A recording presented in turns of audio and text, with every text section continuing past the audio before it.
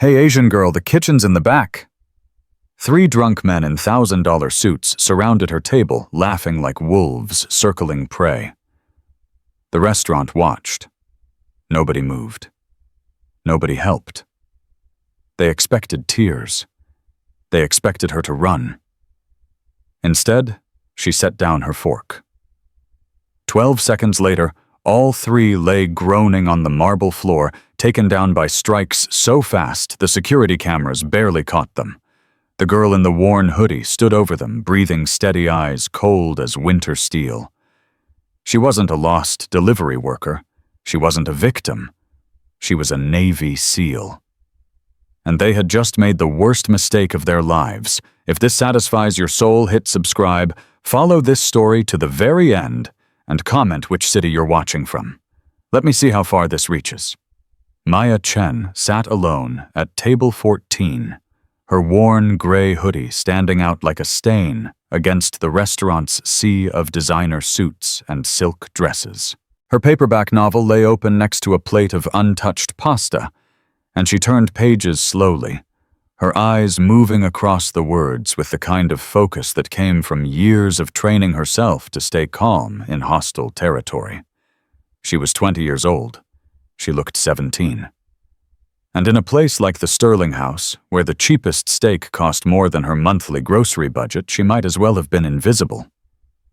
The hostess had seated her in the corner, far from the windows, far from the important people. Maya hadn't complained. She never complained. She'd learned long ago that complaints were just words, and words didn't change anything. Actions did. The waiter had taken 15 minutes to bring her water. No breadbasket, no smile, just a glass of tap water and a menu he'd practically thrown at her. Maya had ordered the pasta, the cheapest thing available. She wasn't here for the food anyway. She was here because exactly 1 year ago, her parents had died in this neighborhood, shot during a robbery at their small restaurant 3 blocks away. She came back every year on this date, sat in this area, and remembered them. Her father's laugh. Her mother's hands always smelling of ginger and garlic, the way they'd worked 18-hour days so she and her brother could have a better life. The way they'd died holding each other while she was deployed 6,000 miles away. Maya turned another page, but she wasn't reading anymore.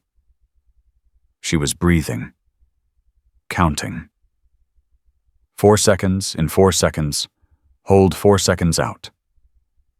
The technique she'd learned in SEAL training, the one that kept her heart rate steady when bullets were flying. The one that kept her from screaming in a restaurant full of people who looked at her like she was dirt on their shoes. Derek, look at this. The voice came from 3 tables away, loud enough to cut through the ambient noise of clinking glasses and murmured conversations. Maya didn't look up, but her peripheral vision caught movement.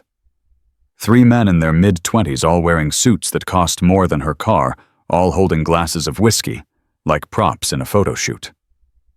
What? Another voice, deeper, more arrogant. Corner table. Check it out. Maya felt their eyes on her before she saw them turn. She kept reading, or pretending to read. Oh man. The third voice now laughing. Is that a DoorDash driver? Did she get lost looking for the pickup? More laughter, the kind that was designed to be heard, designed to humiliate. Maya turned a page. Maybe she's the entertainment, the first voice said. You know, like those restaurants where they hire actors to pretend to be customers? Add some diversity to the place. The second voice, Derek they'd called him, stood up. Maya tracked him in her peripheral vision without moving her head. Tall. Blonde. The kind of jaw that came from good genetics and better orthodontics. He moved with the confidence of someone who'd never been told no in his life. Only one way to find out, Derek said. His friends followed. 3 of them now crossing the restaurant like sharks sensing blood in the water. An older couple at a nearby table watched them approach Maya. The woman, her neck dripping with pearls, leaned toward her husband. Security should remove her, she said, not bothering to whisper. She's clearly in the wrong place. This isn't a shelter. Her husband nodded, sipping his wine. The neighborhood's going downhill. Let them handle it. Neither of them moved to help. Neither of them said a word to the three men now surrounding a young woman eating alone. Maya felt the shadow fall across her book before Derek spoke. "Hey there, sweetheart." She didn't look up. "I'm talking to you." Derek's hand came down on her table, his palm flat against the white tablecloth. "Didn't your people teach you it's rude to ignore someone?" Maya's finger paused on the page. Her people. The words hung in the air like smoke. "I'm eating," she said quietly. "Please leave me alone." Derek's friends laughed. The one with the buzz-cut Marcus she'd learn later pulled out his phone, already filming. "She speaks English," Marcus announced to the camera. "That's a surprise. Give it up for the immigrant who learned a few words." The third one, Tyler, leaned in close enough that Maya could smell the whiskey on his breath, mixed with cologne that probably cost more than her weekly pay. "Come on, don't be like that," Tyler said. "We're just being friendly, trying to figure out how you got past the door. You have a service entrance pass or something." Maya closed her book, slowly, deliberately. She placed it on the table and folded her hands in her lap. For the first time, she looked up at them. Her eyes were dark, calm.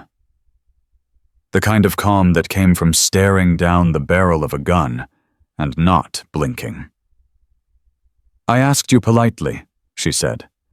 "Please, leave me alone." Derek laughed, throwing his head back like she'd just told the funniest joke he'd ever heard. The sound bounced off the walls, drawing more attention from nearby tables. "Guys," she asked politely. He mimicked his voice, pitched high in mockery. "Like she's somebody important." He leaned down his face, inches from hers. "Listen, sweetheart. My father owns half the buildings in this city. I could buy this restaurant before dessert. You're nothing. You're less than nothing. You're the help. So why don't you take your little charity case outfit and your dollar store book and get out before I have security throw you out?" Maya didn't move. Her breathing stayed even. 4 seconds in, 4 seconds hold, 4 seconds out. Across the restaurant, an old man in a corner booth set down his coffee cup. His name was Arthur Collins, and he was 73 years old. Retired Marine. 3 tours in Vietnam. He'd walked into this restaurant for the same reason he did every year, to toast the memory of his wife who'd died of cancer 6 years ago. He hadn't planned on witnessing anything except his own quiet grief. But something about the young woman in the corner had caught his attention the moment she walked in. It wasn't her clothes, or her age, or the book she carried. It was the way she moved, the way she sat with her back to the wall and her eyes on every exit. The way her hands were never quite still, always ready. He'd seen that posture before. In foxholes. In firefights. In the eyes of soldiers who'd seen things that changed them forever. Now, watching 3 entitled punks surround her, he felt something tighten in his chest. She's going to kill them, he thought.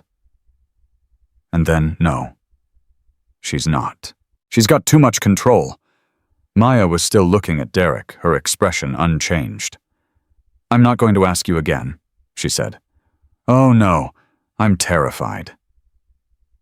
Derek grabbed her glass of water and slowly poured it across her book. The pages darkened, curling at the edges. "Oops, clumsy me." The restaurant laughed, scattered chuckles from tables of people who should have known better. Who should have done something. Who watched a young woman get humiliated and decided it was entertainment. A woman at the bar, her hair styled in expensive waves, clinked glasses with her friend. "God, this is better than reality TV," she said. $10 says she cries. 20 says she runs, her friend replied. They laughed harder. Maya looked at her ruined book. It was a copy of Man's Search for Meaning by Viktor Frankl. She'd carried it through 2 deployments. The pages were already worn from being read so many times. Her mother had given it to her the day she enlisted. "Everything can be taken from a man but one thing," her mother had said, quoting from the book. "The last of human freedoms to choose one's attitude in any given circumstance." Maya reached out and touched the wet pages. Just for a moment. Just long enough to say goodbye. Then she looked up at Derek again, and her eyes had changed. Something had shifted behind them. Something cold and patient and absolutely certain. "That was my mother's," she said. Derek grinned. "Was it? I'm so sorry." His voice dripped with false sympathy. "Maybe she can buy you another one at Goodwill." "She can't," Maya said. "She's dead." For a split second, something flickered across Derek's face. Surprise, maybe, or the beginning of shame. But it vanished as quickly as it came, buried under years of privilege and entitlement. "Not my problem," he said. "Now get out." He reached for her shoulder, his hand closing around the fabric of her hoodie. That was his mistake.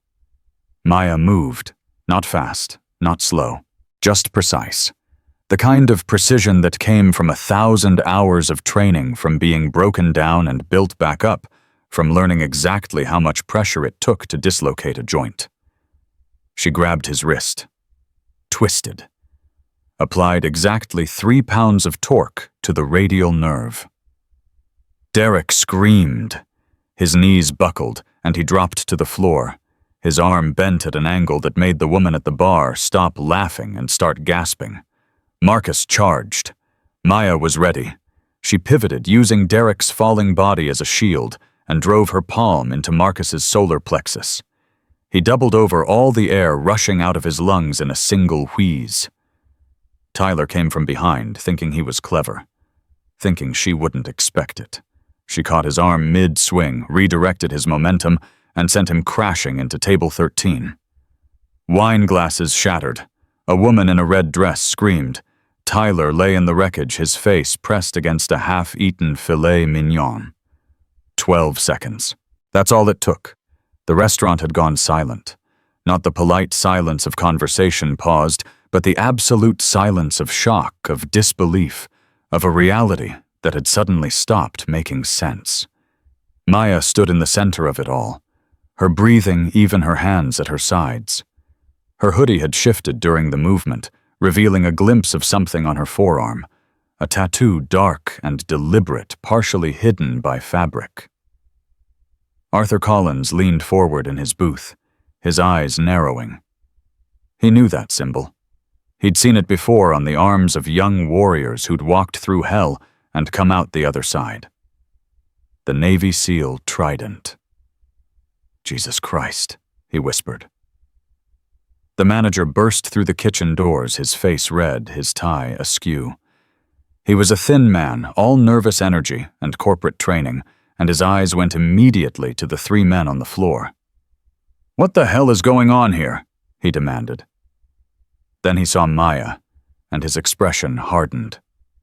"You, what did you do?" "I defended myself," Maya said calmly. "Defended yourself." The manager's voice rose to a near shriek. "You attacked our customers. Do you have any idea who these people are?" Derek groaned from the floor, still clutching his arm. My father will destroy you." The manager rushed to help him, snapping his fingers at a waiter. "Call 911 and security. Get this woman out of here." A murmur ran through the restaurant. Not sympathy. Judgment. "I knew she was trouble," the woman with the pearls said. "You can always tell." "Probably on drugs," her husband agreed. "That's how they all are." A businessman in a pinstripe suit stood up, pointing at Maya. "This is assault. I witnessed the whole thing. She attacked those young men for no reason." "No reason?"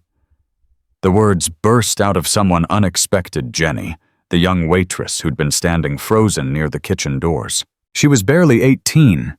Her black uniform rumpled her eyes red from tears she'd cried earlier that night when Tyler had grabbed her ass and laughed when she flinched. They were harassing her, pouring water on her stuff, calling her names. "Nobody asked you," the manager snapped. "Get back to work or you're fired." Jenny's mouth opened, then closed. She looked at Maya, something desperate in her eyes. Maya gave her the smallest nod. "It's okay. Stand down. Not your fight." Jenny retreated, but she didn't look away. The sound of sirens began to build in the distance. Derek managed to get to his feet, supported by a waiter. His face was a mask of rage, all pretense of charm stripped away. "You're dead," he hissed at Maya. "Do you hear me? You're absolutely dead. My father is Senator Richardson. One phone call and your life is over. One phone call and you'll be deported back to whatever rice paddy you crawled out of." Maya looked at him. Just looked. Her expression hadn't changed since the moment she'd put him on the floor. "I was born in Sacramento," she said quietly, "and your arm isn't broken. If I wanted it broken, it would be broken." "Is that a threat?" The manager stepped between them, puffing out his chest like that meant something. "Because I heard that. Everyone heard that. You're going to prison, young lady. I'll make sure of it." The front doors opened. 2 police officers entered, their hands on their holsters, their eyes scanning the scene. Behind them, a third figure. He was older than the cops, maybe 50, with a face like weathered stone and eyes that had seen everything and judged most of it wanting. He wore civilian clothes, jeans, a plain dark jacket, but he moved like military, like someone who'd spent decades learning how to walk into chaos and make it behave. "Officers!" the manager called, rushing toward them. "Thank God. That woman attacked 3 of our customers. She's dangerous. She needs to be quiet." The word wasn't loud, but it cut through the noise like a blade. The older man hadn't even raised his voice. He was looking at Maya, something unreadable in his expression. "Sir, this is a crime scene," one of the officers said. "You need to—" The man held up an ID. The officers looked at it. Then they stepped back, their postures changing completely. "What's going on?" Derek demanded. "Arrest her now." The man in the jacket crossed the room. Slowly. Deliberately. Every eye in the restaurant followed him, including Arthur Collins, who was gripping his coffee cup so hard his knuckles had gone white. He knew that walk. That presence.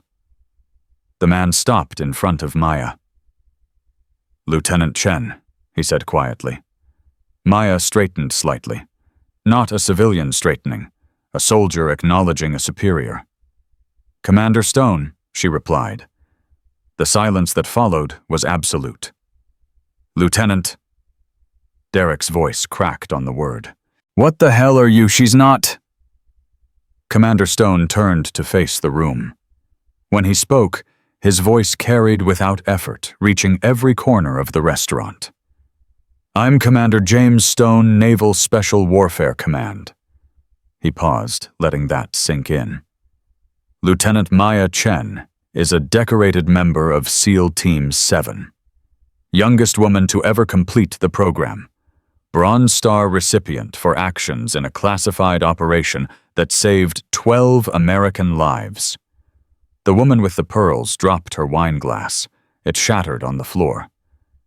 "That's impossible," the businessman in the pinstripe suit said. "Women can't be SEALs." "They couldn't," Commander Stone said. "Until they could. And Lieutenant Chen wasn't just the first. She was the best in her class." He turned back to Maya, and something in his expression shifted. Became almost human.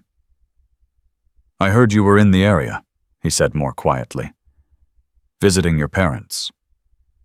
Maya nodded once. "I'm sorry I couldn't make the funeral. I was deployed." "I know." Her voice was steady, but something flickered in her eyes. They would have understood as Commander Stone looked at the three men, two still on the floor, Derek swaying on his feet with help from the waiter. He looked at the manager, the cops, the diners frozen in their seats. "Does anyone," he asked slowly, "want to press charges against a Bronze Star recipient for defending herself against three men who were harassing her?" Silence. Derek opened his mouth, closed it. "That's what I thought." Commander Stone nodded to Maya. "Lieutenant, carry on." He turned and walked toward the door. The police officers followed, shooting confused glances at each other. Maya stood alone in the center of the restaurant. Every eye was on her now, but the gazes had changed. The contempt was gone, replaced by something else. Fear, awe, shame. She didn't look at any of them. She walked back to her table, picked up her ruined book, and carefully dried the pages with a napkin. The ink was already bleeding the words her mother had underlined, becoming illegible. She didn't cry. She hadn't cried in a long time. Not since the funeral she couldn't attend because she was in the middle of a desert on the other side of the world. Arthur Collins pushed himself out of his booth. His old knees protested, but he ignored them. He walked across the restaurant, past the silent diners, past Derek, who was being helped toward the door by his subdued friends, past the manager, who suddenly couldn't meet anyone's eyes. He stopped at Maya's table. "May I sit?" he asked. Maya looked up at him. Her eyes moved across his face, reading him the way she'd been trained to read everyone. She saw the Marine Corps tattoo peeking out from under his sleeve, the dog tags visible at his collar, the posture that decades of civilian life hadn't quite erased. "You served," she said. "3 tours. Vietnam. Long time ago." He gestured to the empty chair. "I'd like to buy you a cup of coffee, if you'll let me." Maya was quiet for a moment. Then she nodded. Arthur Collins sat down across from a woman young enough to be his granddaughter, a woman who had just put 3 men on the floor without breaking a sweat, a woman who was holding a water-damaged book like it was the most precious thing in the world. "Arthur Collins," he said, extending his hand. "Maya Chen." She took it. Her grip was firm, but not aggressive. Controlled. "That tattoo," he said. "Trident. You earned it. I earned everything I have." He nodded slowly. "I believe you." Across the room, the restaurant was beginning to buzz again. Whispers spreading like wildfire. Phones coming out. The story was already being typed. Posted, shared. But at table 14, an old Marine and a young SEAL sat in silence. 2 warriors recognizing each other across a generation of different wars. "Your parents," Arthur said finally. "The ones you were visiting today. Tell me about them." Maya looked at her ruined book, at the pages that still held fragments of her mother's handwriting. "They owned a restaurant," she said quietly. 3 blocks from here. Chen's Kitchen. Open 7 days a week, 18 hours a day. They made the best dumplings in the city. What happened to them? Robbery. 1 year ago today. They were closing up. 2 men with guns wanted the cash register. Maya's voice stayed steady, but her hand tightened on the book. "My father tried to protect my mother. They shot him first. Then her. Then took $43 from the register and ran." Arthur was quiet for a long moment. "Did they catch them?" "6 months ago. I was there for the trial. Watched them get convicted." She paused. "It didn't help. I thought it would. It didn't. It never does." Arthur understood that. The revenge you think you want is never the revenge that heals you. You have other family. "A brother, Kevin. He's 16. Lives with me now." A ghost of a smile crossed her face. "He wants to be an engineer. Build things instead of break them. I think our parents would have liked that. They would have been proud of you too. Maya shook her head slowly. They wanted me to be a doctor, or a lawyer. Something safe. Something that wouldn't make them worry. She looked at the room full of people who had mocked her, judged her, wanted her thrown out. I think they would have worried anyway. Jenny appeared at their table, her hands shaking slightly as she set down 2 cups of coffee. I'm sorry, she said quietly. About earlier. About not saying anything sooner. About... You said something when it mattered, Maya interrupted. That took courage. More courage than anyone else in this room showed. Jenny's eyes welled up. She nodded quickly and retreated before the tears could fall. Arthur watched her go. She's had trouble with those boys before. I noticed the way she flinched when they walked past her earlier, the way she avoided their section. Maya's jaw tightened. Nobody should have to be afraid at their own job. Nobody should have to be afraid anywhere. Arthur took a sip of his coffee. But that's not the world we live in. No. Maya looked at him steadily. But maybe it's the world we can build. The door opened again. A young man rushed in, barely pausing at the hostess stand before scanning the room frantically. He was 16, with the same dark hair and sharp features as Maya, wearing a jacket that was too thin for the weather. Maya, he spotted her and practically ran across the restaurant. I saw it online. Someone posted a video. Are you okay? What happened? Maya stood up, catching him in a hug that was brief but fierce. I'm fine, Kevin. I'm fine. They said you beat up 3 guys. They said you... Kevin pulled back, looking at her with wide eyes. Is it true? Did you really? They were harassing me. I stopped them. Maya's voice was calm, but her hand stayed on her brother's shoulder. It's over now. Kevin looked around the restaurant at the people pretending not to stare at the manager, hiding in the corner at the old man sitting at his sister's table. This is Arthur Collins, Maya said. He served in Vietnam.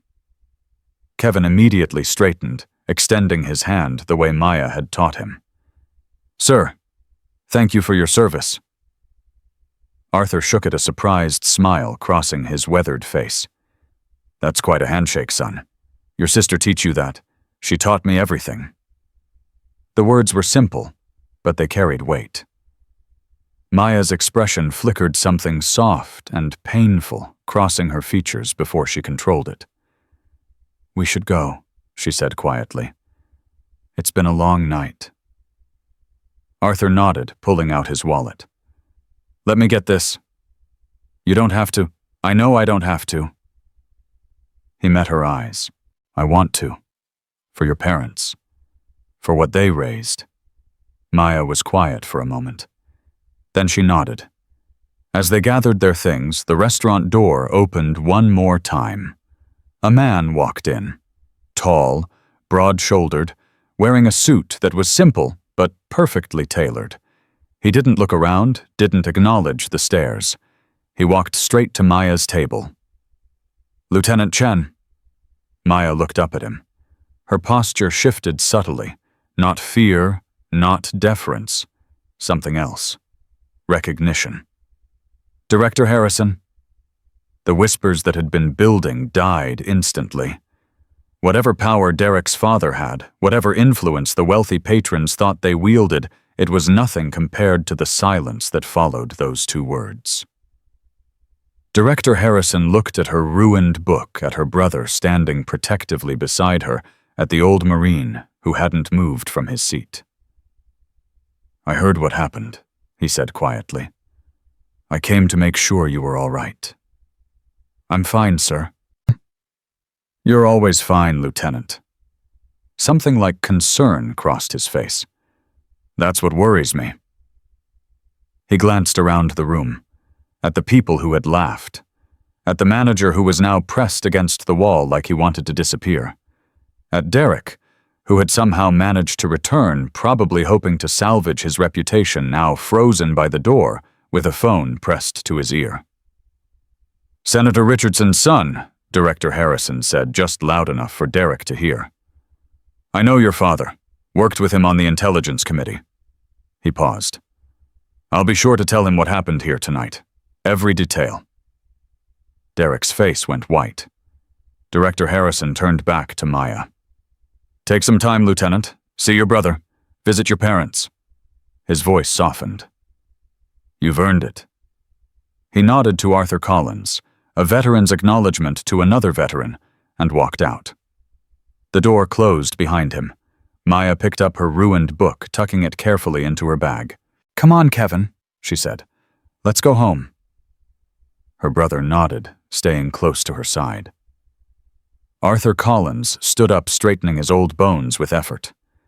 Lieutenant Chen, if you ever need anything, someone to talk to, someone who understands. He pulled a card from his wallet, plain white, just a name and phone number. Call me. Maya took the card, looked at it, then looked at him. Thank you, Mr. Collins. Arthur? A small smile crossed her face, the first real one all night. Arthur. She walked toward the door, her brother at her side. The restaurant parted for her like water around a stone. Nobody met her eyes. Nobody said a word. At the door, she paused. Jenny was standing there, having abandoned her section, her apron twisted in her hands. Ma'am, I mean, Lieutenant, she stumbled over the words.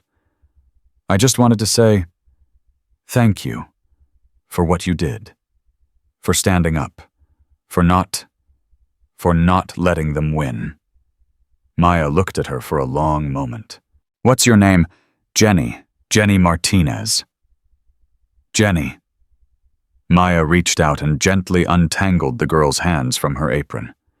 You stood up too, when nobody else would. That matters. I was scared. Courage isn't the absence of fear. Maya's voice was quiet, but steady. It's being afraid, and doing the right thing anyway. You have courage, Jenny. Don't let anyone make you forget that. She walked out into the night, her brother beside her, leaving behind a restaurant full of people who would never forget the girl in the worn hoodie who fought like a Navy SEAL. And in the corner, Arthur Collins sat back down and finished his coffee, a smile playing at the corners of his mouth. He'd come here tonight to remember the dead. Instead, he'd met someone who reminded him why the living were worth fighting for. The drive home was silent, except for the hum of the engine and Kevin's occasional glances at his sister. Maya kept her eyes on the road, her hands steady at 10 and 2, her breathing controlled. But Kevin had lived with her long enough to know when she was hurting. You're doing that thing, he said finally. What thing? The breathing thing. The one you do when you're trying not to feel something. Maya's jaw tightened. I'm fine, Kevin. You always say that. He shifted in his seat, pulling his thin jacket tighter. You said that when you came back from deployment with 3 cracked ribs. You said that when we buried Mom and Dad. You said that when... Kevin. I'm just saying, you're allowed to not be fine sometimes. Maya pulled into the parking lot of their apartment complex. It wasn't much a 2-bedroom unit in a building that had seen better decades, but it was theirs. She'd made sure of that. Every paycheck, every deployment bonus, every cent she could save went toward keeping a roof over her brother's head. She turned off the engine, but didn't move to get out. That book, Kevin said quietly. It was Mom's, wasn't it? Maya nodded. I'm sorry. It's just a book. No, it's not. Kevin reached over and touched her arm. It's not just a book, and you know it. For a long moment, Maya didn't respond. Then she covered his hand with hers just for a second and squeezed. Let's go inside. You have school tomorrow. They walked up 3 flights of stairs because the elevator had been broken for 2 months. Maya made a mental note to call the landlord again, knowing he wouldn't answer, knowing she'd probably end up fixing it herself on her next day off. Inside the apartment was small, but clean. Kevin had done the dishes before leaving to find her. His homework was spread across the kitchen table, calculus from the look of it. She'd helped him with it yesterday, remembering how their father used to sit with her at this same table, working through problems until the numbers made sense. "Get some sleep," Maya said. "I'll wake you at 6. And Kevin hesitated at his bedroom door. "Maya, yeah, those guys tonight, the ones you handled." He paused, choosing his words carefully. "Are they going to cause problems?" The one said his dad was a senator. Maya's expression didn't change. "Don't worry about them." "But I said don't worry." Her voice softened. "I've dealt with worse than entitled rich boys, Kevin. Get some sleep." He nodded, disappearing into his room. Maya stood alone in the small kitchen, listening to the sounds of the building settling around her.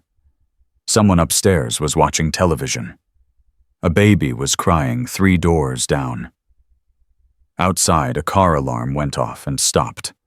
She pulled the ruined book from her bag and set it on the counter. The pages were warped now, the ink bleeding into illegible smears. But she could still see traces of her mother's handwriting in the margins. Notes in Mandarin. Little stars next to passages that meant something to her. Maya opened to a page near the middle. The words were mostly gone, but she knew them by heart anyway.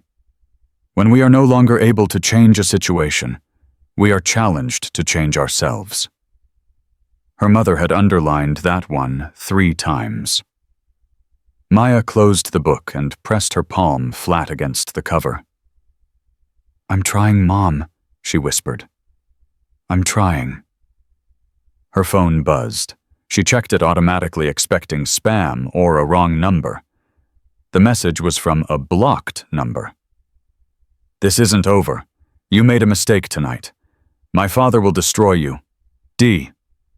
Maya stared at the screen for exactly 3 seconds. Then she deleted the message and turned off her phone. She'd survived Taliban ambushes. She'd pulled wounded teammates out of firefights. She'd held a dying man's hand in a helicopter racing toward a base that might not have a surgeon waiting. Derek Richardson and his senator father didn't scare her. But they should have scared themselves. Because Maya Chen didn't start fights. She finished them. The next morning came too fast. Maya was up at 5, running through her routine push-ups, sit-ups, a 3-mile run around the block before Kevin even stirred. By the time he stumbled into the kitchen, she had breakfast ready. Eggs, toast, orange juice. Nothing fancy but nutritious. "You're too awake," Kevin mumbled, dropping into his chair. "It's unnatural." "Military training. You get used to early mornings." "Hard pass." He shoveled eggs into his mouth. "I'm going to be an engineer. We work indoors, with coffee, and reasonable hours." Maya smiled a real smile, not the controlled expression she wore in public. "You'll be a great engineer." "You think so?" "I know so." She sat down across from him. "You've got Dad's brain. The way you see problems, break them down into pieces. That's a gift." Kevin looked down at his plate. "He used to help me with math. Every night, even when he was exhausted from the restaurant. He'd sit right there." He pointed to the chair Maya was in. "And we'd work through problems until I understood. I remember. Sometimes I forget what his voice sounded like." Kevin's own voice cracked slightly. "Is that terrible? It's only been a year and sometimes I can't remember. Hey." Maya reached across the table and gripped his hand. "That's not terrible. That's human. And he would understand." "You never forget." "I trained myself not to." She held his gaze. "But that doesn't mean my way is better.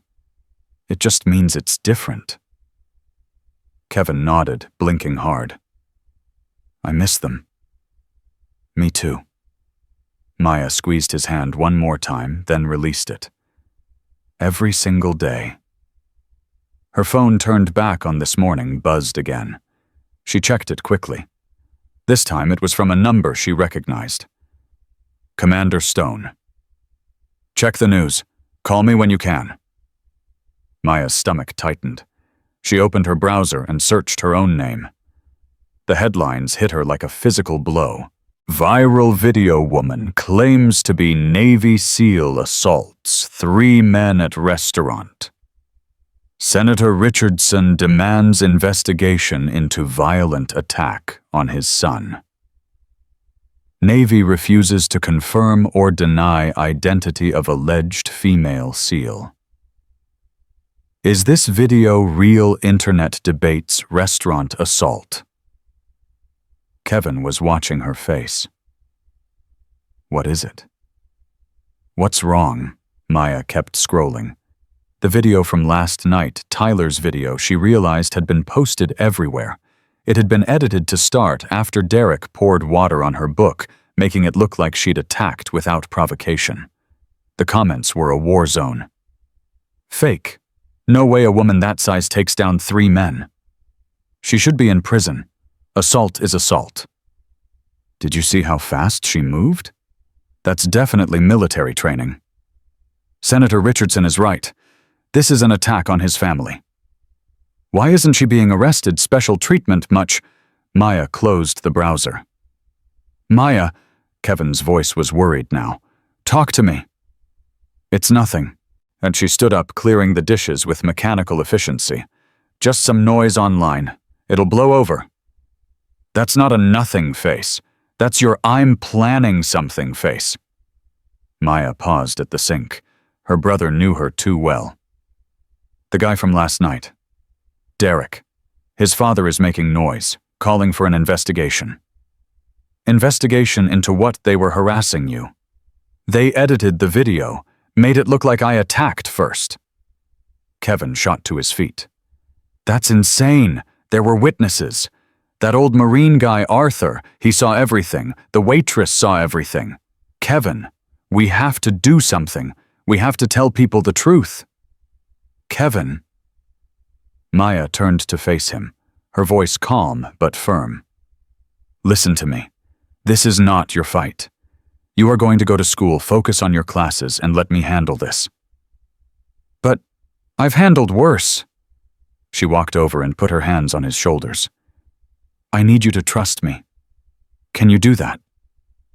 Kevin's jaw clenched. He looked so much like their father in that moment, stubborn, protective, ready to charge into battle for the people he loved. I trust you, he said finally. But I hate this. I know. She kissed his forehead. Now go. You'll miss your bus. She watched him leave his backpack, slung over one shoulder, his shoulders tight with worry. Only when the door closed behind him did she let her own mask slip. She called Commander Stone. He answered on the first ring. You saw the news? I saw it. Richardson is pushing hard. He's got friends on the Armed Services Committee. They're asking questions about the SEAL program, about female integration, about you specifically. Maya leaned against the counter. What do they want? Officially, an apology. You admit you overreacted, maybe take some sensitivity training, this all goes away. And unofficially, Stone's voice hardened. Unofficially, Richardson wants your career. He wants you dishonorably discharged, publicly humiliated. He wants to make an example of you. Maya closed her eyes. Because his son couldn't handle being put on the floor by a woman. Because his son couldn't handle being put on the floor by an Asian woman half his size. The optics are killing them, so they're trying to flip the narrative. By making me the villain. By making you the cautionary tale. The aggressive woman who doesn't know her place. The diversity hire who cracked under pressure. Stone paused. They don't know who they're dealing with. No, Maya said quietly. They don't. What do you want to do? Maya opened her eyes. She looked at her mother's ruined book still sitting on the counter, at the small apartment she'd fought so hard to keep, at the photo on the refrigerator, her and Kevin with their parents, taken 6 months before the robbery. "I want the truth," she said, "and I want them to answer for what they did." "That's a dangerous road, Lieutenant. I've walked dangerous roads before." Stone was quiet for a moment. Then he laughed, a short, sharp sound that held no humor but plenty of respect. "Yes, you have. All right, I'll make some calls. In the meantime, stay low. Don't engage with the press. Don't respond to anything online." "Understood. And Lieutenant, watch your back. Richardson doesn't play fair." Maya ended the call. 30 minutes later, she was at the cemetery. Her parents were buried side by side, their headstones simple granite with their names and dates. Chen Wei Lin, Chen Mei Hua.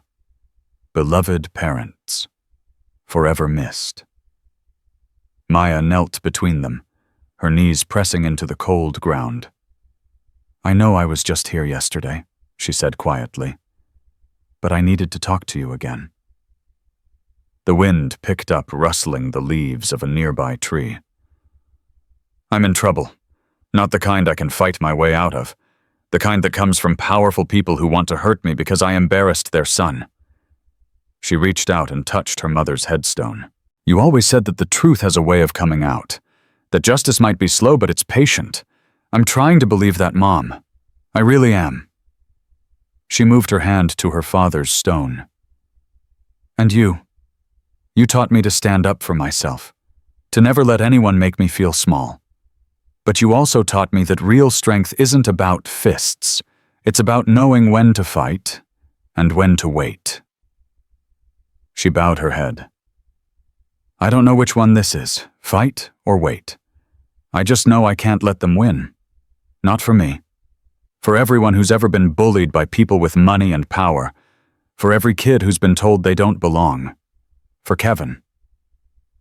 She stayed there for a long time, letting the silence wash over her. When she finally stood, her phone was buzzing again. This time it was a number she didn't recognize. She answered anyway. "Yes, Lieutenant Chen." The voice was female professional. "My name is Sarah Mitchell. I'm a reporter with the Washington Post. I was hoping you might have time to talk about what happened last night." Maya's grip tightened on the phone. "How did you get this number?" "I have sources. Look, I know you've been told not to talk to the press, but I've seen the unedited video. Someone sent it to me anonymously this morning." Maya went still. "Unedited? Everything. From the moment those men approached your table to the moment you left the restaurant. It tells a very different story than what Senator Richardson is pushing. Why are you telling me this?" "Because I believe in the truth, Lieutenant, and because I have a daughter who wants to join the military someday. If there are women like you serving, she deserves to know about them." Maya looked at her parents' graves, at the truth carved into stone. "What do you need from me?" "Just your side of the story, on the record. Let me write the real version of what happened." Maya thought about Commander Stone's warning. Stay low. Don't engage. Then she thought about Derek's smirk, about the way the restaurant had laughed at her, about every person who'd ever looked at her and seen someone who didn't belong. When and where? The interview happened 2 hours later at a coffee shop downtown. Sarah Mitchell was in her 40s, sharp-eyed and direct with a notebook that she filled with rapid shorthand as Maya talked. Maya told her everything. The harassment, the racist comments, the book that had belonged to her mother, the way the restaurant had watched and laughed instead of helping. And then she told her about her parents, about the robbery, about the $43, about being 6,000 miles away when they died. Sarah stopped writing. "I'm so sorry." "Don't be sorry." Maya's voice was steady. "Be accurate. That's all I ask.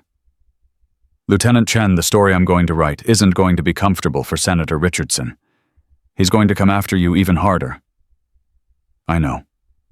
He has resources, connections, power. I know. Sarah studied her for a long moment. You're not afraid of him at all, are you? Maya thought about the question. Really thought about it. I've been afraid, she said finally. In combat, in training, in those moments when everything goes wrong and you don't know if you're going to make it out.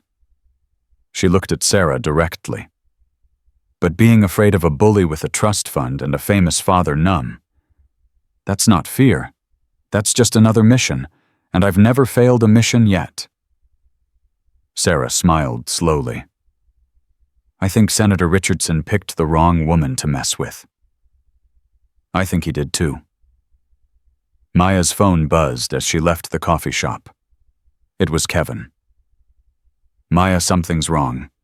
There are people outside our apartment, reporters, I think, and someone slashed the tires on Mrs. Patterson's car. She thinks they were aiming for ours but got confused.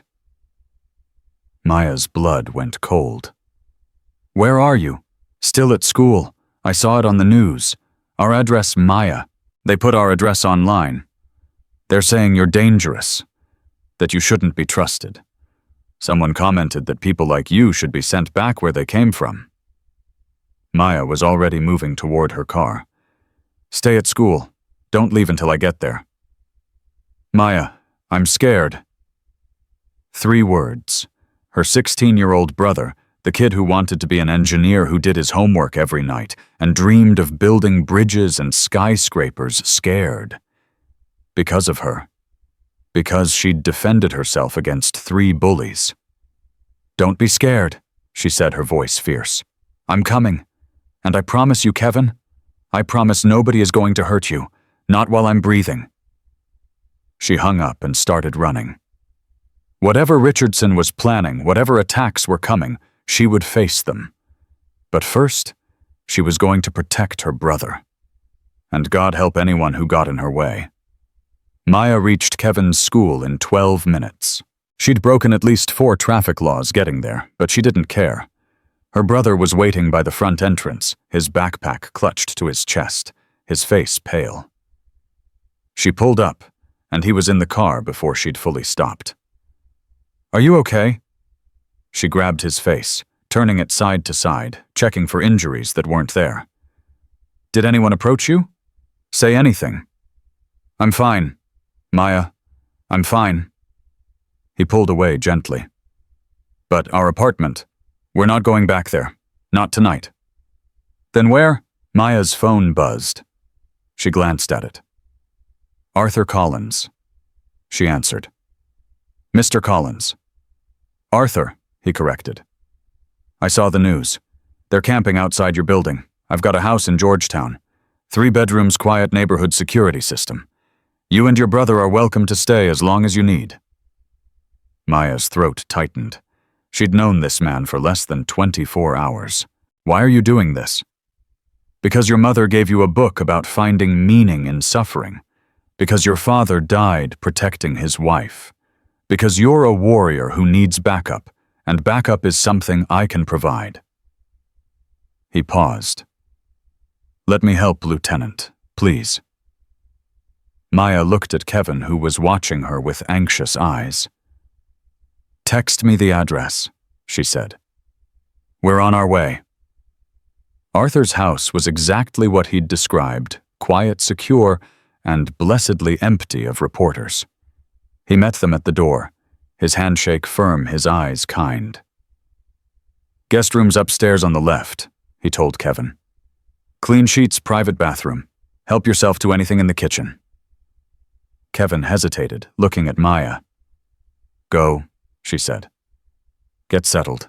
I need to make some calls. He nodded and disappeared up the stairs, his footsteps heavy with exhaustion. Arthur led Maya to his study, a room lined with bookshelves and decorated with military memorabilia. Photos of him as a young Marine, medals in a shadow box, a folded flag in a glass case. Your wife, Maya asked, gesturing to the flag. Elizabeth, 38 years. He poured 2 glasses of whiskey and handed her one. Cancer took her, but she fought like hell. Same as you. Maya took a small sip, letting the burn settle her nerves. Senator Richardson isn't going to stop, she said. He's already leaked our address. What's next? My service record, Kevin's school. He'll try everything. Arthur sat down heavily in a leather chair. Men like him don't know how to lose. They've never had to learn. Neither do I. Arthur smiled. I noticed. Maya's phone buzzed again. She checked it and felt something shift in her chest. It was from Sarah Mitchell. Story goes live tomorrow morning. Front page. Call me if you need anything. Maya showed the message to Arthur. The reporter, she has the unedited video, the whole thing. It's going to blow Richardson's narrative apart. That's good, Arthur nodded slowly. But it's also going to make him desperate. Desperate men do dangerous things. I know. Maya set down her glass. That's why I need to be ready. Ready for what? Maya looked at him, her eyes steady. For whatever comes next. The story hit the next morning like a bomb. Unedited video reveals truth. Senator's son harassed Navy SEAL veteran before being subdued. Exclusive. Lieutenant Maya Chen speaks out about restaurant incident. Richardson campaign in crisis as new evidence emerges. Sarah Mitchell had done her job well. The article was thorough, factual, and devastating. It included the full video starting from the moment Derek and his friends approached Maya's table. Every racist comment, every threat, every laugh from the restaurant patrons who'd done nothing to help. But it also included Maya's story. Her parents' restaurant, the robbery, the $43. Her service record, at least the parts that weren't classified. By noon, the narrative had completely flipped. The same people who'd been calling for Maya's arrest were now flooding social media with support. Veterans were sharing the story, adding their own voices. Women in the military were speaking out about the harassment they'd faced. Asian Americans were talking about the casual racism they encountered every day. Maya watched it all from Arthur's living room, Kevin beside her on the couch. This is insane, Kevin said, scrolling through his phone. You're trending, like actually trending. Stand with Maya has over 1 million posts. Maya didn't respond. She was watching the television where a news anchor was reporting live from outside Senator Richardson's office. Senator Richardson has not yet responded to requests for comment. However, sources inside his campaign say he is deeply concerned about the new evidence and is reviewing his options. Reviewing his options? Kevin snorted. That means he's panicking. That means he's regrouping, Maya corrected. Men like Richardson don't panic. They pivot. As if on cue, her phone rang. Unknown number. She answered. Yes. Lieutenant Chen. The voice was male, older, cultured. It carried the weight of someone who was used to being obeyed. This is Senator James Richardson. Maya's grip tightened on the phone. Kevin watched her face, his eyes widening when she mouthed the name. Senator, she said evenly, what can I do for you? I think we've gotten off on the wrong foot.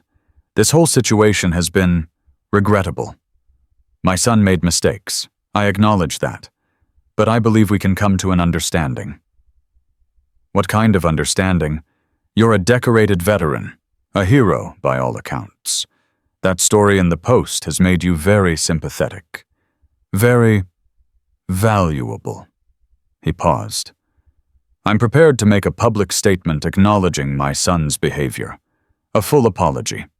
In exchange, you agree to let this matter drop. No lawsuits. No further interviews. We all move on with our lives." Maya was quiet for a moment. "And if I don't agree?" Richardson's voice hardened. "Lieutenant, I'm trying to offer you an olive branch. I suggest you take it." "Or what? Or I'll remind you that I have resources you can't imagine. Connections in every branch of government. Friends who can make your life very difficult. Your brother's life, too." The threat hung in the air like poison. Maya looked at Kevin, at his young face, at the fear he was trying to hide. Then she looked at Arthur, who had been listening from the doorway. He gave her a small nod. "Senator Richardson," Maya said slowly, "I'm going to say this once, so listen carefully." "I'm listening." "I've faced enemies who would make you wet your pants. I've been shot at, blown up, and left for dead in places you couldn't find on a map. I've held dying soldiers in my arms and promised them I'd finish what they started." Her voice dropped to something cold and absolute. "Your son harassed me, poured water on my dead mother's book, called me a slur, and when I defended myself, you tried to destroy me. Lieutenant, I'm not finished." The words cut like a blade. "You want me to back down? You want me to disappear quietly so your political career stays intact? Here's my answer. No. Not today. Not ever. You started this war, Senator. I'm going to end it." She hung up. The silence in the room was absolute. Then Kevin let out a breath he'd been holding. "Holy crap, Maya." Arthur was smiling. "Remind me never to piss you off." Maya's phone buzzed immediately. A text from the same unknown number. "You just made a very big mistake." She deleted it without responding. 30 minutes later, Commander Stone arrived at Arthur's house. His face was grim. "We need to talk," he said. "Alone." Maya followed him to Arthur's study, closing the door behind them. "What is it?" Stone handed her a folder. "Richardson's making calls. He's pushing for a formal investigation into your conduct, claiming you used excessive force, that you're a danger to the public." Maya opened the folder. Inside were documents, official Navy paperwork requests for her service record inquiries about her psychological fitness. "He's trying to get me discharged. He's trying to destroy you." Stone's jaw tightened. "But that's not the worst part. Look at the last page." Maya flipped to it. Her blood went cold. It was a custody inquiry. Someone had filed a report with Child Protective Services claiming Maya was an unfit guardian for her brother. "They're going after Kevin." Anonymous tip, but we both know where it came from. Maya's hands were shaking. Not with fear. With rage. "They can't do this. Kevin is fine. He's healthy. He's in school. He's a minor in the care of a single guardian who's currently at the center of a national controversy." Stone's voice was gentle but honest. "All Richardson needs is one sympathetic judge, one bureaucrat willing to look the other way, and your brother ends up in foster care while you fight it out in court." Maya stared at the document. All her training, all her strength, all her discipline. None of it mattered if they took Kevin. "What do I do?" Her voice cracked for the first time. "Commander, what do I do?" Stone put his hand on her shoulder. "You fight, the same way you've always fought. But this time, you're not alone." The door opened. Arthur stood there, his face set. "I couldn't help overhearing," he said. "CPS investigation." Maya nodded, not trusting her voice. Arthur walked over and took the folder from her hands. He read through it quickly, his expression darkening with each page. "My daughter is a family court judge in Virginia," he said finally. "My son-in-law is a partner at one of the biggest law firms in D.C., And I personally know the Secretary of the Navy. He looked at Maya. Richardson wants a war. Let's give him one. The next 48 hours were chaos. Arthur's daughter, Judge Patricia Collins Webb, made calls. Her husband's law firm sent a team of lawyers to Maya's apartment building where they documented everything: the slashed tires, the harassment, the reporters who'd been trespassing on private property. Commander Stone activated his own network. Veterans from Maya's unit started posting testimonials online. Her commanding officers released statements praising her service. The Bronze Star citation, carefully redacted but still powerful, appeared in a dozen news outlets. And the public response was overwhelming. People were sending messages of support by the thousands. GoFundMe campaigns were started without Maya's knowledge. Talk shows were requesting interviews. Politicians who'd been silent were suddenly issuing statements condemning Richardson's behavior. But Richardson wasn't done. On the third morning, Maya woke to find Kevin sitting in front of the television, his face white. "What is it?" He pointed at the screen. Richardson was holding a press conference. Derek stood beside him, his arm in a sling that Maya knew was theatrical. She hadn't injured him that badly.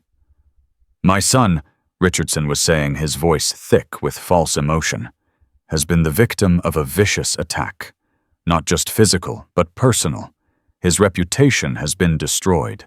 His future has been threatened. And for what? Because he made a joke that someone found offensive." Maya's stomach turned. "I'm announcing today that we are filing a civil lawsuit against Maya Chen for assault, defamation, and emotional distress. We are seeking $10 million in damages, and we will pursue this case until justice is served." The reporters erupted with questions. Kevin looked at Maya, his eyes desperate. "Can they do that? Can they really sue you for defending yourself?" "They can sue anyone for anything," Maya said quietly. "Winning is another matter." But even as she said it, she felt the weight of it. The legal fees, the time, the stress. Richardson didn't need to win. He just needed to drain her dry. Her phone rang. Sarah Mitchell. "I just saw the press conference," Sarah said. "I need you to know something." "What?" "I've been digging into Richardson's background, his son's background, and I found something." Maya's pulse quickened. "What did you find?" "Derek Richardson has a history. 3 previous incidents of harassment, all quietly settled out of court. Women who accused him of assault, intimidation, stalking. All of them were paid off. All of them signed NDAs. Maya closed her eyes. "How many?" "3 that I can confirm. Probably more. These are women who were afraid to speak out, Maya. Women who didn't have your training or your platform. Women who took the money because they thought it was their only option." "Can you prove it?" "I'm working on it, but I need more time." "How much time?" "A week, maybe less." Maya thought about Richardson's lawsuit, about the CPS investigation, about Kevin's pale face and Arthur's borrowed house. "I might not have a week." "Then we need to speed things up." Sarah's voice hardened. "Richardson's press conference just aired nationally. By tonight his lawsuit will be all anyone's talking about. But if we can get one of those women to come forward, just one, the whole narrative shifts again. And if they're too scared, then we find another way." Sarah paused.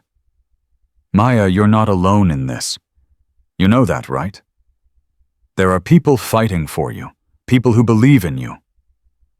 Maya looked at her brother, at Arthur, standing in the doorway, at Commander Stone, checking his phone in the corner. "I know," she said, "and I'm grateful. But this is my fight. I started it. I'll finish it."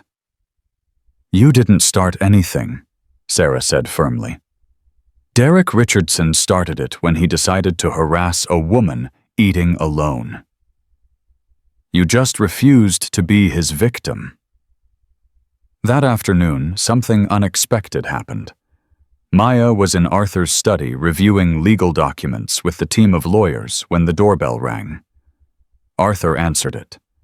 When he returned, he was followed by a woman Maya didn't recognize. She was in her 30s, well-dressed, her makeup perfect, but her hands were trembling. "This is Rebecca Torres," Arthur said. "She saw the news coverage. She drove here from Philadelphia." Rebecca looked at Maya with eyes that held years of pain. "You're the one," she whispered. "The one who fought back." Maya stood slowly. "Do I know you?"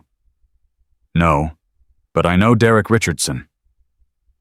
Rebecca's voice broke. "He did the same thing to me 4 years ago, and I let them pay me to stay quiet." The room went still. "I've watched everything that's happened," Rebecca continued. "The video, the interviews, the lawsuit. And I kept thinking that could have been me. That should have been me." Tears were streaming down her face now. "I was too scared to fight. But you're not. And I can't let you lose because I was a coward." Maya crossed the room and took Rebecca's hands in hers. "You're not a coward," she said quietly. "You survived. That's not the same thing. I want to help. I'll talk to the reporter. I'll testify, whatever it takes." Rebecca squeezed Maya's hands hard. "He can't keep getting away with this. He can't keep hurting people." Maya looked at this woman, this stranger, who had driven hours to stand with her. "Are you sure Richardson will come after you? His lawyers will tear you apart." "I know." Rebecca lifted her chin. "But some things are worth fighting for. You taught me that." Maya felt something shift in her chest, something that had been coiled tight for days finally beginning to ease. "Thank you," she said. "Thank you for being brave." Rebecca laughed through her tears. "I'm not brave. I'm just tired of being afraid." By that evening, Sarah Mitchell had Rebecca's story, and she wasn't alone. 2 more women came forward within hours, then a 4th, then a 5th. Each one had been silenced by money, by threats, by the overwhelming power of the Richardson name. Each one had carried their shame in secret, until Maya Chen showed them what fighting back looked like. The story broke at 10 o'clock that night. 5 women accuse senator's son of harassment, pattern of abuse exposed. Maya watched the coverage with Kevin Arthur and Commander Stone. The lawyers had gone home. The house was quiet, except for the television. Derek Richardson's face filled the screen, followed by photos of the 5 women who had finally spoken their truth. "It's over," Kevin said softly. "Right. It has to be over now." Maya didn't answer. Because she knew men like Richardson, and she knew this wasn't over. It was just beginning. Maya was right. At 6 in the morning, Senator Richardson called a press conference. His face was gray, his eyes hollow, but his voice still carried the same arrogance. "These accusations are a coordinated attack," he declared, gripping the podium like it was the only thing keeping him upright. "My son is innocent. These women are liars paid off by political enemies to destroy our family. We will not be intimidated. We will not back down." But even as he spoke, the cracks were showing. Reporters shouted questions he refused to answer. His press secretary stood behind him, checking her phone every few seconds with increasing panic. And Derek was nowhere to be seen. Maya watched from Arthur's living room, a cup of coffee growing cold in her hands. "He's doubling down," Commander Stone said. "Classic move. Attack the accusers, claim conspiracy, hope the news cycle moves on." "It won't work," Arthur replied. "Not with 5 women on record. Not with video evidence." "He doesn't need it to work forever." Maya set down her coffee. "He just needs it to work long enough." "Long enough for what?"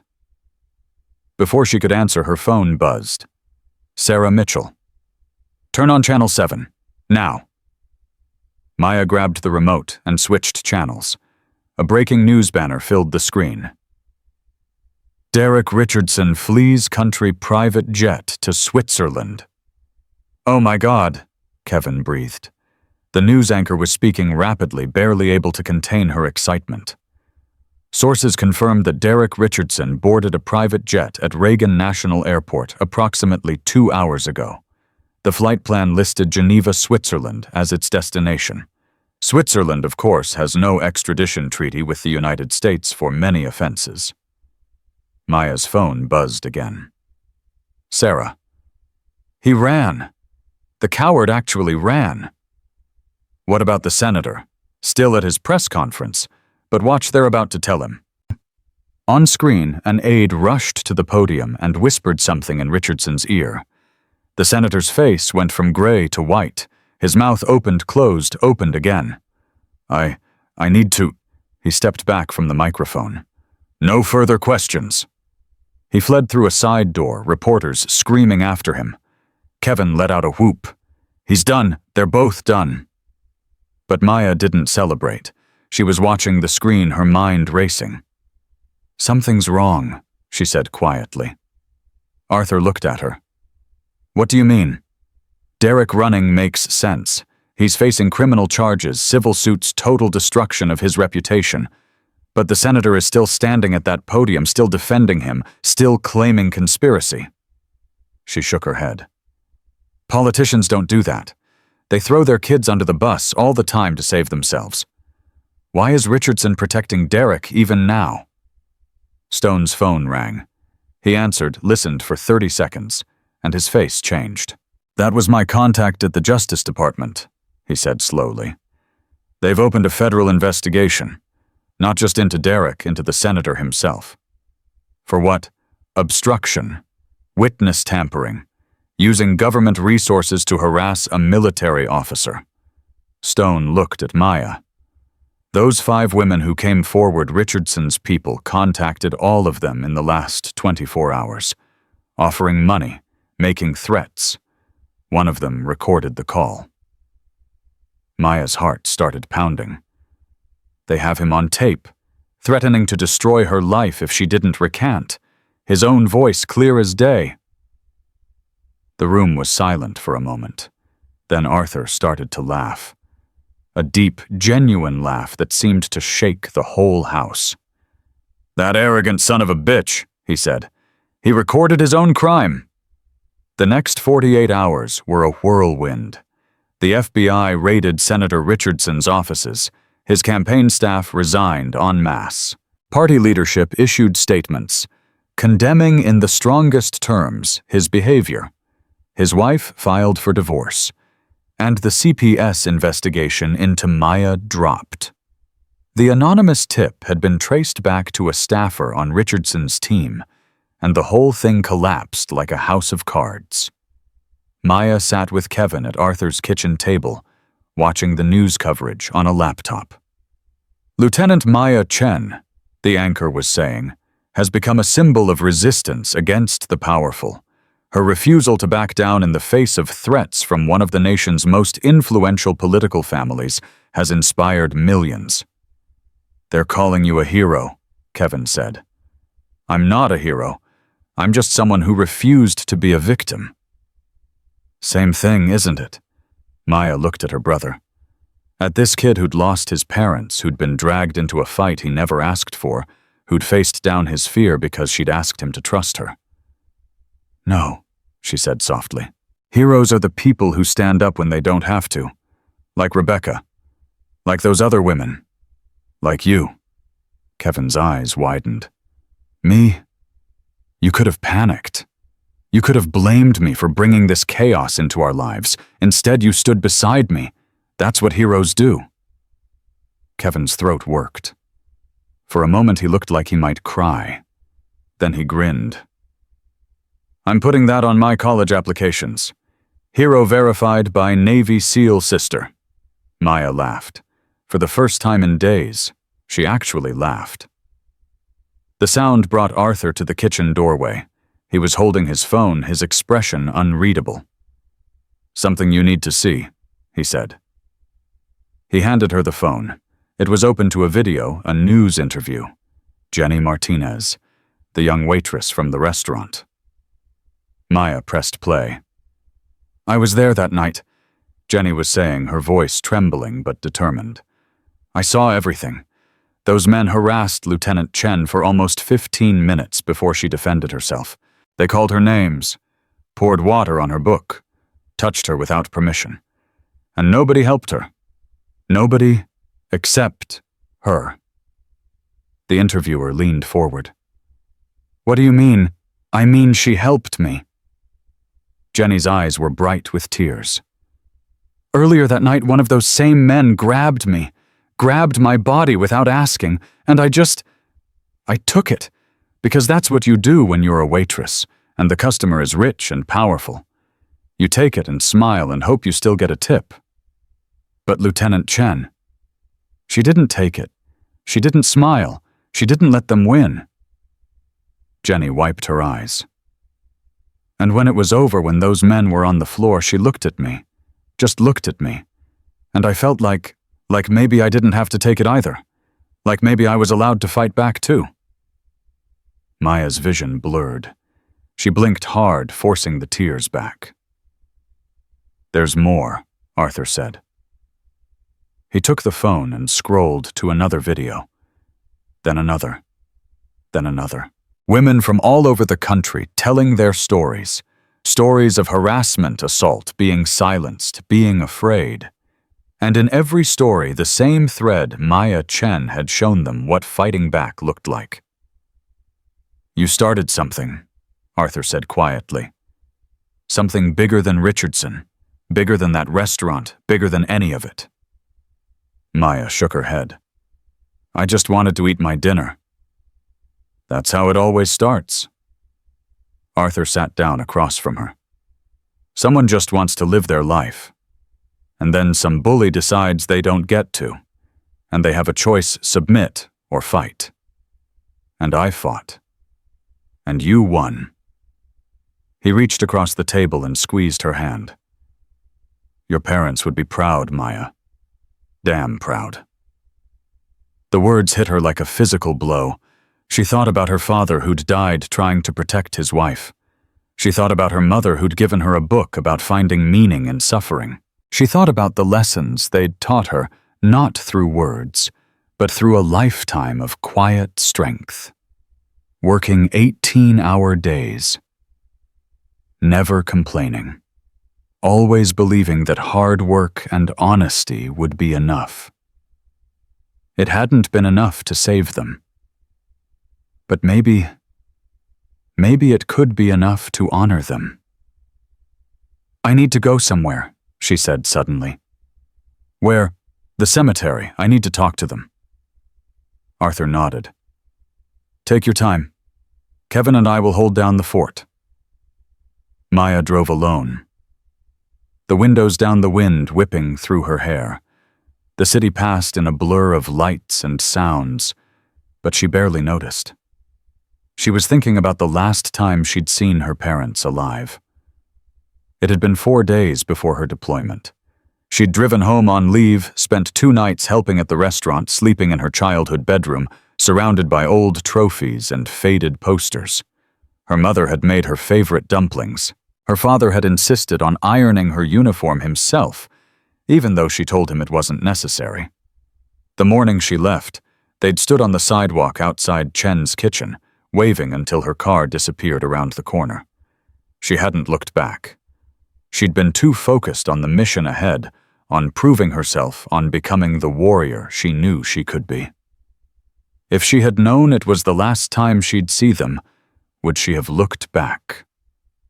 The cemetery was quiet.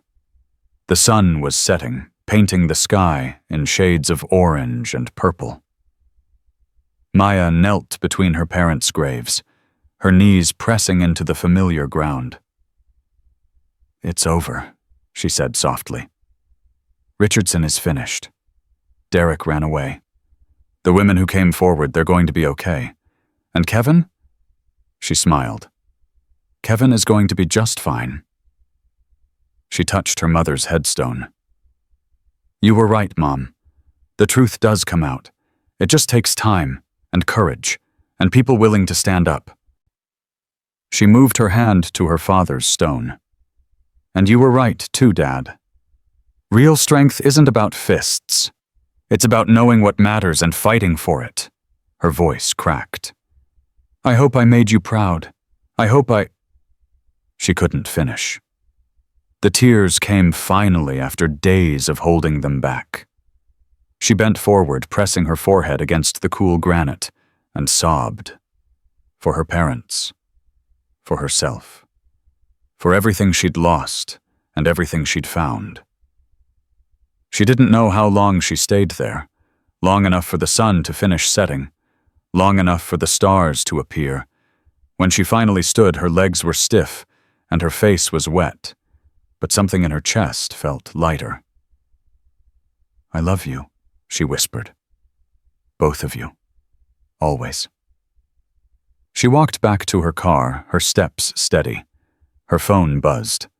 A text from Kevin. Arthur made his famous chili. It's actually pretty good. Don't tell him I said that. Maya smiled. Then another text. From Commander Stone. Call me when you can. Good news. She dialed his number. Lieutenant, Stone said. I just got off the phone with the Secretary of the Navy. And they want to give you a commendation. Public ceremony, full honors.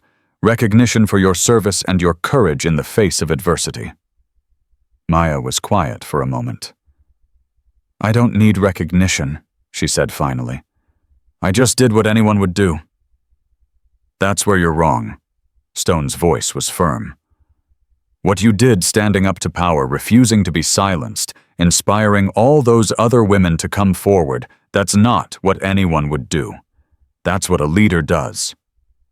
Maya thought about Jenny Martinez, about Rebecca Torres, about the hundreds of women who'd sent messages of support.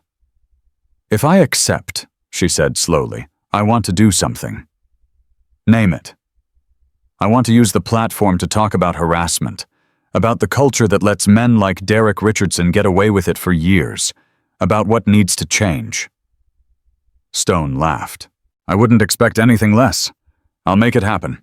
Maya hung up and sat in her car for a moment, looking at the cemetery through the windshield. Then she started the engine and drove toward Arthur's house, toward her brother, toward whatever came next. The phone buzzed one more time. A text from an unknown number. She almost ignored it. Almost. But something made her look. This is Rebecca. The lawyers say Richardson's settlement offer just came in. $2 million each for all 5 of us if we drop our testimonies. We're all saying no. Thought you should know. Thank you for showing us how to fight. Maya read the message twice. Then she typed back. You showed yourselves. I just held the door open. She put the phone down and drove into the night. Behind her in the fading light, her parents' graves stood silent and peaceful. 2 people who'd spent their lives working, sacrificing, believing that their children could build something better. They'd been right. Their daughter had built something better, and she was just getting started. When Maya walked into Arthur's house, the smell of chili filled the air. Kevin was at the kitchen table doing homework. Arthur was at the stove, stirring a massive pot. You're back, Kevin said, looking up. You okay? Maya nodded. Better than okay. Good, because I have news, he grinned. MIT, early decision. I got the email an hour ago. Maya's breath caught. Kevin. Full scholarship. Engineering program. His voice cracked. I did it, Maya. I actually did it. She crossed the room in 3 steps and pulled him into a hug so tight he squeaked. Mom and Dad would be so proud, she whispered. So damn proud. They'd be proud of you too. Kevin hugged her back just as hard. We both know who the real hero is. Maya pulled back, holding his face in her hands. No, she said firmly. We're both heroes. We survived. We fought. We won. Together. Arthur appeared with 2 bowls of chili, his eyes suspiciously bright. "MIT," he said gruffly. "Not bad, kid. Not bad at all." They sat down together, the old Marine, the young SEAL, and the future engineer, and ate dinner like a family. Because that's what they'd become. Not by blood, but by something stronger. By choice. By courage. By the refusal to let the world break them. And somewhere, Maya knew her parents were watching. Smiling. Finally, at peace. 6 months passed. Maya stood in front of a mirror, adjusting her dress uniform. The Navy Cross gleamed on her chest, newly pinned beside her bronze star. Her hair was pulled back tight, her shoes polished to a mirror shine. Kevin appeared in the doorway, struggling with his tie. "I hate these things," he muttered. "Why can't formal events just accept hoodies?" Maya smiled and crossed to him, fixing his tie with practiced hands. "Because some moments deserve more than hoodies." "Easy for you to say. You wear a uniform." "I earned this uniform." She straightened his collar. "And you earned that acceptance letter. Today is about both of us." They were at Arthur's house, getting ready for the ceremony. Not the Navy commendation that had happened 2 months ago, a formal event at the Pentagon where Maya had given a speech about courage and silence and the cost of staying quiet. Today was different. Today was the opening of the Maya Chen Center for Veterans and Survivors. The idea had come from Rebecca Torres. After Richardson's fall, the settlement money from his estate, frozen when he'd tried to flee the country with his son, had been redistributed to his victims. Rebecca had approached Maya with a proposal: use the money to build something that would help others. Maya had said yes without hesitation. Arthur descended the stairs looking uncomfortable in a suit that was probably older than Kevin. "I hate these things," he grumbled. Kevin laughed. "That's exactly what I said. Great minds." Arthur tugged at his collar. "Let's get this over with." The center was located 3 blocks from where Chen's kitchen used to stand. Maya had chosen the location deliberately. Where her parents had built something that fed bodies, she would build something that healed souls. The building had been renovated over 4 months, transformed from an abandoned warehouse into a modern facility with counseling rooms, training spaces, and a community kitchen where veterans could share meals and stories. A crowd had gathered outside. Reporters, politicians, veterans in uniform, women who'd found their voices because of Maya's example. And at the front, holding a giant pair of ceremonial scissors, stood Jenny Martinez. Maya approached her, and Jenny's face split into a huge smile. "You came," Maya said. "Are you kidding I helped plan this whole thing?" Jenny gestured at the crowd. "Most of these people are here because of the outreach program. We've been working for months. Jenny pointed to a group of young women near the entrance. Maya recognized several of them from the news coverage survivors who'd come forward after Richardson's fall, each one carrying their own story of harassment and silence. "They wanted to help," Jenny said. "We all did. You showed us that fighting back was possible. Now we want to show others the same thing." Maya's throat tightened. "Jenny, I don't know what to say." "Don't say anything. Just cut the ribbon and let us get to work." The ceremony was brief. Maya gave a short speech, thanking the people who'd supported her, honoring the veterans who'd served, acknowledging the survivors who'd found courage in the darkest moments. Then she cut the ribbon, and the crowd cheered. Inside, the center buzzed with activity. Counselors were meeting with their first clients. Veterans were exploring the training facilities. The kitchen was already producing the smell of fresh coffee and baked goods. Arthur found Maya standing alone near a wall of photographs. Images of veterans from every era, every branch, every background. And in the center, a portrait of her parents. "You did good, kid," Arthur said quietly. "We did good." Maya touched the photograph. "All of us. Your parents would be proud." "I hope so." She turned to face him. "Arthur, I never properly thanked you. For everything. The house, the connections, the support. You don't need to thank me." "Yes, I do." She took his hand. "You saw something in me that night at the restaurant, when everyone else was judging you were watching." "Why?" Arthur was quiet for a long moment. "Because I recognized you," he said finally. "Not your face. Your eyes. The way you carried yourself. I've seen that look before in young Marines who've been through hell and come out the other side." He squeezed her hand. "I knew you were a warrior. I just didn't know yet what you were fighting for. And now I know." He smiled. "You're fighting for everyone who's ever been told they don't matter, everyone who's been silenced, dismissed, overlooked. You're fighting for them because you remember what it felt like to be one of them." Maya blinked hard. "That's a lot of pressure." "No." Arthur shook his head. "That's a purpose. There's a difference." Commander Stone appeared at her elbow. "Lieutenant, there's someone who wants to meet you." Maya followed him to a quiet corner where a young woman was waiting. She couldn't have been more than 18 with dark hair and nervous eyes. "This is Sergeant Lisa Park," Stone said.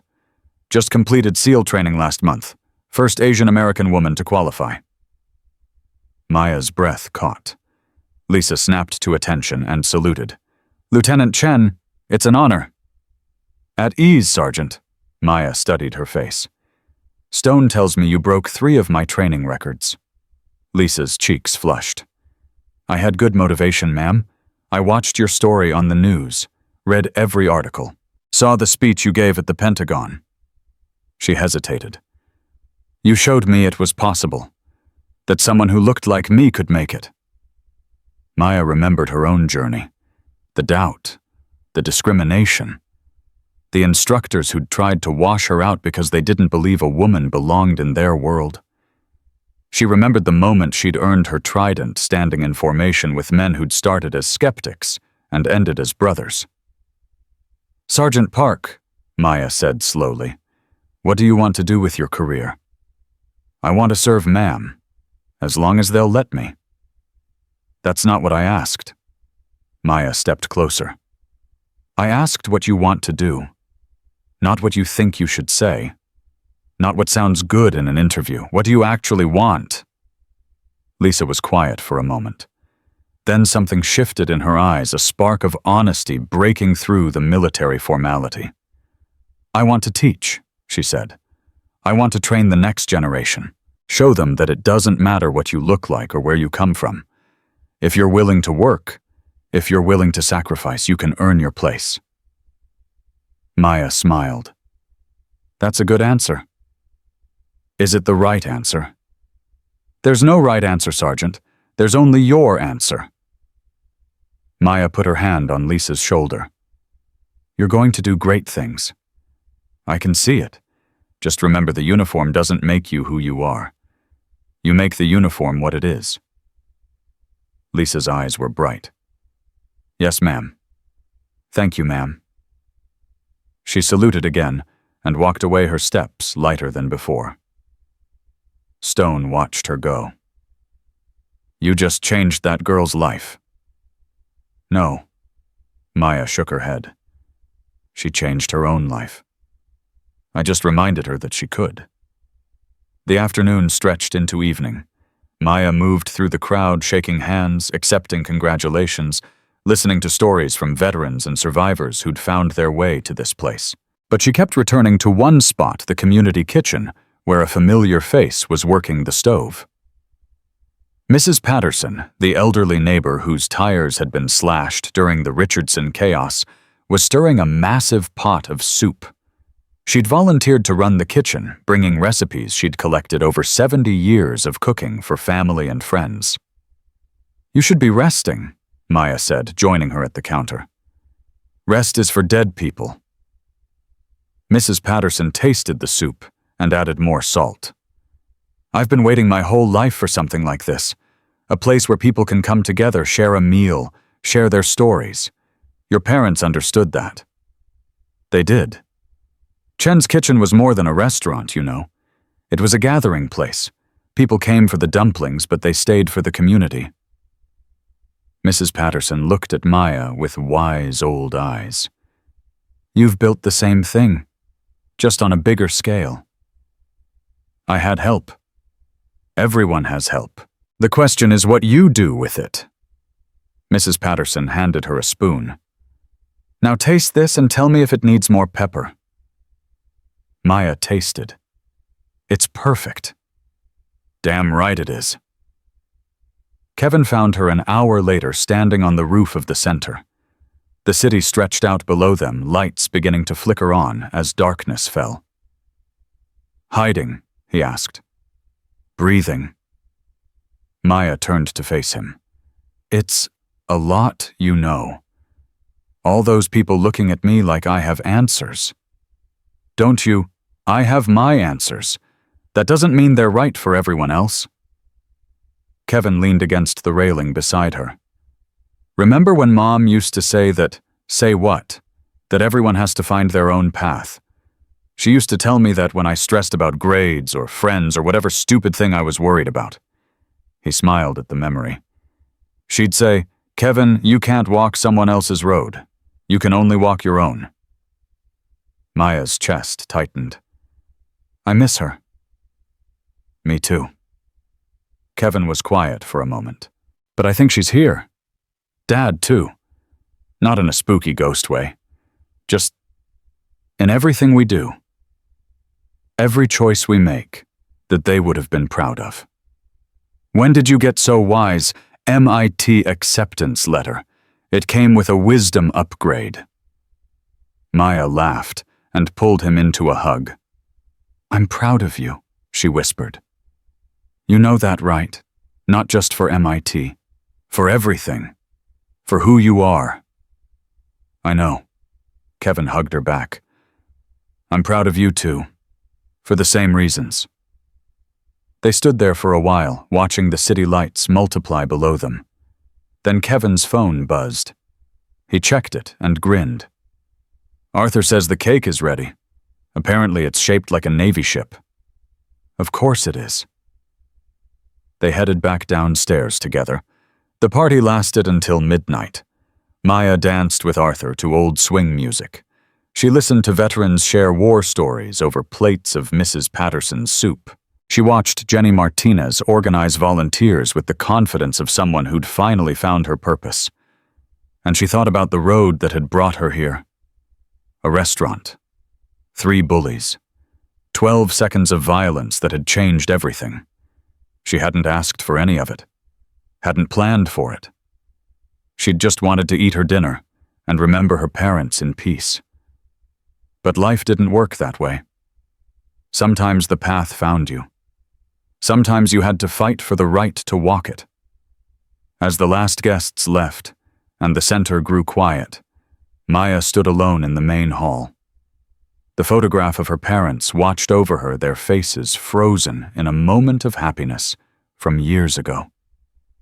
"I hope this is enough," she said softly. "I hope I've made something that matters." The photograph didn't answer, but Maya felt something, a warmth, a presence, a sense of peace that she hadn't felt since before that phone call 6 years ago. Arthur appeared beside her. "You talking to them?" "Always." "Good." He nodded at the photograph. "They're listening." "You believe that?" "I believe that the people we love never really leave us. They become part of who we are. Every choice we make, every stand we take, that's them living on through us." Maya thought about that. About the book her mother had given her, now carefully preserved in a frame on her apartment wall. About the work ethic her father had modeled every single day. About the values they'd instilled in her without ever putting them into words. "Thank you, Arthur," she said, "for everything." "Don't thank me yet." He smiled. "I'm volunteering here 3 days a week. You'll be sick of me by summer." "I doubt that." He patted her shoulder and headed for the door. "Get some sleep, Lieutenant. Tomorrow's a new day." Maya stayed a while longer, walking through the empty rooms, touching the walls, that would soon be filled with hope and healing. Then she turned off the lights, locked the door, and stepped out into the night. Kevin was waiting by her car. "Ready?" he asked. "Ready." They drove home in comfortable silence, the city passing by in a blur of lights and shadows. At a red light, Kevin spoke. "Hey, Maya." "Yeah, that night at the restaurant, when those guys came at you, were you scared?" Maya thought about the question, really thought about it. "Yes," she said finally. "For about half a second. Then training took over." "What about after when Richardson came after you, when they tried to take me away, terrified?" She glanced at him. "But not of them, of losing you, of failing Mom and Dad." "You didn't fail anyone. I know that now." The light turned green. But fear isn't rational. It doesn't care about facts. It just grabs you and holds on until you find the strength to shake it off. "How do you do that? Shake it off?" Maya was quiet for a moment, choosing her words carefully. "You remember why you're fighting," she said. "Not for yourself, that's not enough. You fight for the people you love, for the things you believe in, for the world you want to build." She reached over and squeezed his hand. "That's what gives you strength. That's what makes fear manageable." Kevin nodded slowly. "I think I understand." "Good," she smiled. "Because one day you're going to face your own fears, your own bullies, and you'll need to remember that you're not alone. You never were." They pulled into their apartment complex they'd moved back a month ago after the heat died down, and walked up the 3 flights of stairs together. Inside, Maya paused at the kitchen counter. Her mother's book sat in its frame, the water-damaged pages preserved behind glass. She could still see fragments of her mother's handwriting, the underlined passages that had meant so much. When we are no longer able to change a situation, we are challenged to change ourselves. Maya had changed. The situation had changed her, but she'd also changed the situation. She'd taken a moment of harassment and transformed it into a movement. She'd turned her pain into purpose, her silence into speech, her individual fight into a collective stand. That was the legacy she would leave. Not the medals or the headlines or the ceremony. The knowledge that one person standing firm, refusing to break, could inspire 1,000 others to do the same. Kevin yawned and headed for his room. "Night, Maya." "Night, Kevin." She stood alone in the quiet apartment, the only sound the ticking of the clock on the wall. Then she walked to the window and looked out at the city. Somewhere out there, a young woman was finding the courage to report her abuser. A veteran was reaching out for help instead of suffering in silence. A teenager was deciding that they deserved better than the bullies who tormented them. Somewhere out there, the ripples from that night at the restaurant were still spreading. And Maya Chen, the girl in the worn hoodie, the SEAL who fought like thunder, the daughter of immigrants who'd built a legacy of love, stood at the center of it all. Not asking for attention, not seeking glory, just walking forward steady and sure into whatever came next. Because that's what her parents had taught her. That's what her training had forged in her. That's who she was, a warrior, a sister, a survivor, And nothing, not bullies, not senators, not the weight of the world itself could ever make her stop fighting for what was right. To everyone watching, know this: you've felt unseen. You've been dismissed, mocked, underestimated. You've carried wounds nobody else could see. But your story isn't over. Your strength hasn't failed. And somewhere, somehow, someone is watching your quiet courage and finding their own. You are not alone. You never were. Now stand up, walk forward, and show the world exactly who you are.